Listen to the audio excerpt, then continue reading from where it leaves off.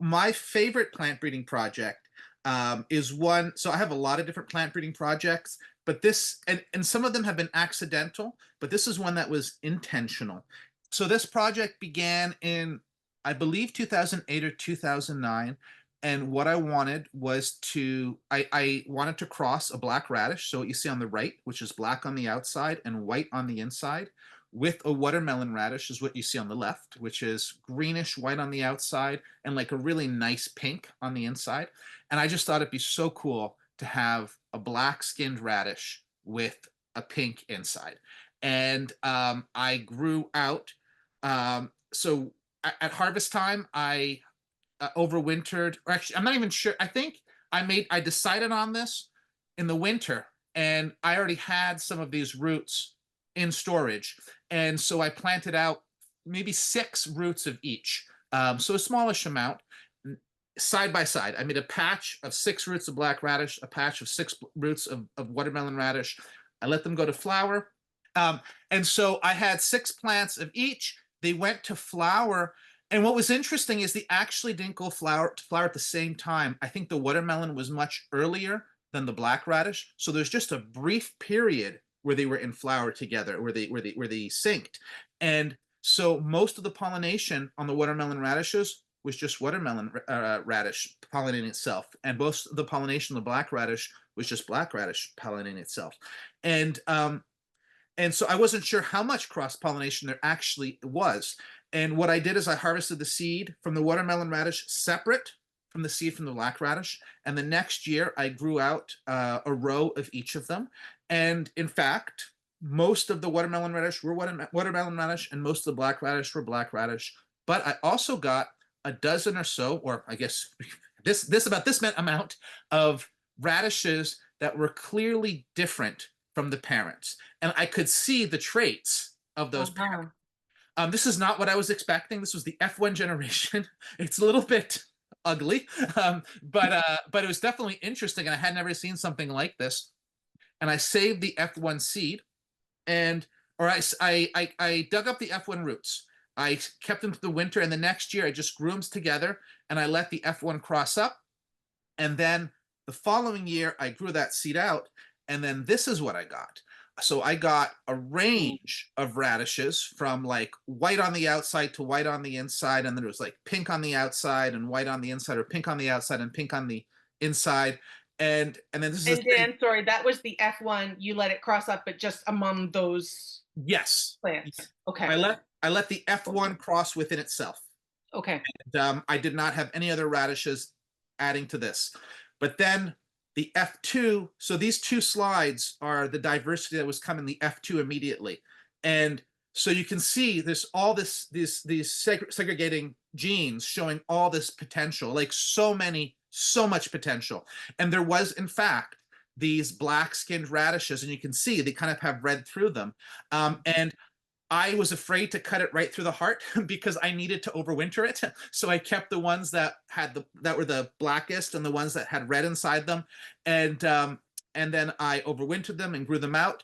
And the next year, there was still diversity, but there was more of that black skin and red. And I did that for, I don't know, 10 years or so. And with sometimes I had some problems overwintering, sometimes some bad growing seasons, but it took about 10 years.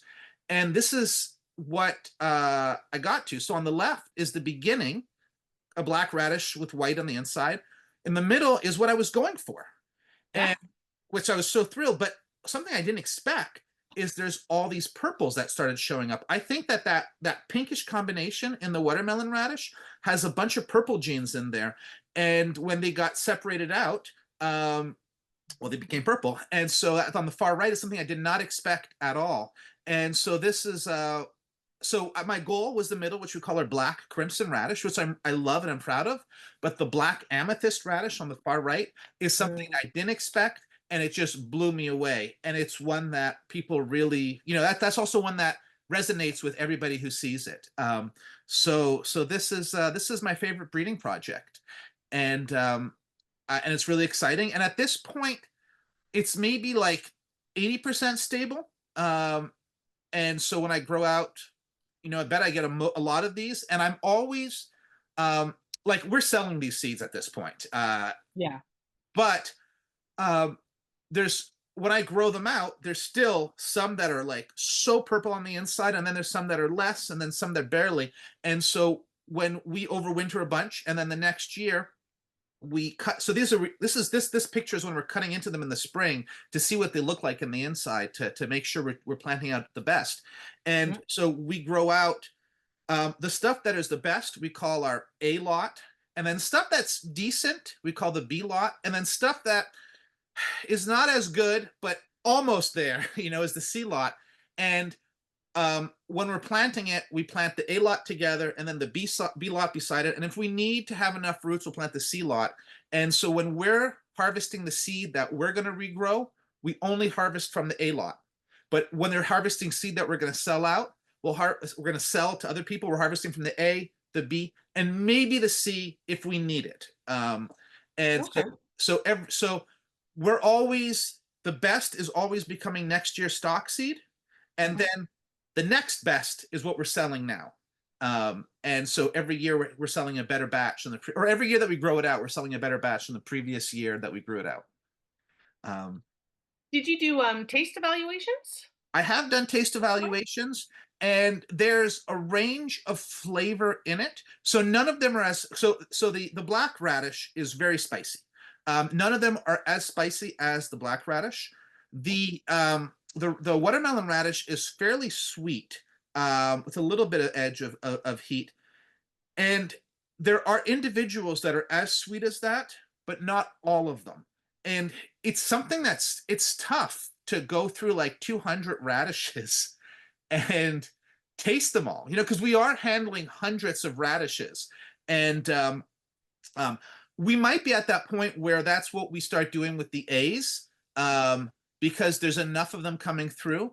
But up until now, it's been the colors have been the priority. And the good flavor has been in the population, so I haven't been worried about it. It's not like something that Yeah. like there have been some stuff that I've grown out selected for looks, and then you get to tasting like, oh wow, there's nothing special about it, or it's not good. And Yeah. this one is at least good with exceptional individuals in there, and so it's something that we could move to, but it's going to require a lot of tasting of radishes.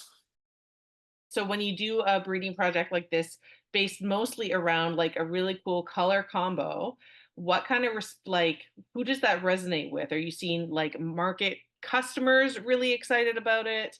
Are you seeing gardeners who really want to get the seed because they want to grow that? And like who is really taken by the results of this project? So there's a potential for everyone to be interested in it. But there's a lot of people who just see on the market stall a black radish and or at the CSA, and that's not specifically what they're excited about. However, if I were to cut it open and show it to them, they're going to be more excited. And then if I tell them, "Oh, this is something that we created ourselves and nobody else has this unless they got seed from us," that's Mhm. even more exciting. And if we explain the process that this is 10 or 12 years to get here. So in the case of like with the winter radish, like it's uphill, right? Because you're dealing with winter radishes, which are not, it's not like you have a fancy new tomato or pepper or like the hottest hot pepper ever, which like that is a specific thing for a specific niche of people. So there's a there's a potential to sell it. The looks, people are when they see the inside, they find it stunning, and then when they hear the story, that helps even more. Um, Absolutely. and specifically in the case of the winter radish. Yeah. Yeah, that's so cool. What a cool project. Um, Thank you so much for sharing. Did you have a bit more to say on this? I think you said you No, had. this is pretty Okay, much it. yeah. Like Okay. I could talk forever about. Well, what I would say, the other thing I would say, Yep. is going back to here.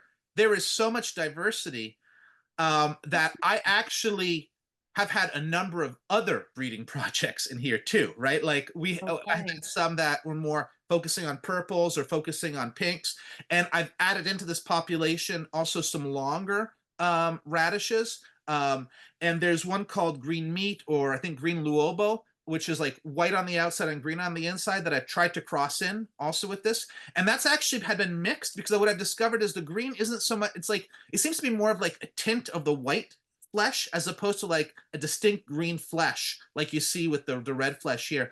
So I've had mixed results, but I do have a whole range of other radishes I've been working with too. So there's like these secondary projects that emerge from this. And then the limiting factor is really the isolation distances. So that's the other thing I would say about this. Yeah, that's cool. You can start to really see the potential in those in that kind of F1, F2 generation with what comes out of it. That's Hmm. very cool. You said that you worked on the turnips or sorry, the radishes for about 10 years and now Yeah. you've got something that's, you're still continually working on it. It's about 80% stable. Would you say that's typical of one of your breeding projects, that timeline? Um, yes, there is a real distinction when you're dealing with selfers or crossers.